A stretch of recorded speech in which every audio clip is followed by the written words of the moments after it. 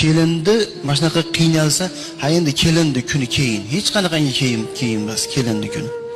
Kelindi kuni o'sha ko'z ochib shu erim ekan debdiki, o'shandan baxtli hayoti boshlanishi kerak. Endi ozgina chidasa, alohida uy qilib chiqib olsa, keyin maza qilib yashaveradi.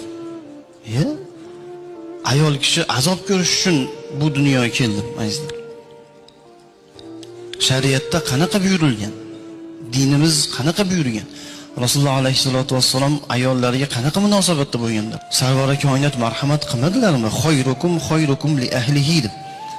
Voy erkaklar, voy ummatim, sizlarning eng yaxshingiz ahli ayoliga eng yaxshi bo'lganingizdir dedilar. Ummatda eng yaxshisi bo'laman, siz ahli ayolingizga eng yaxshi bo'ling.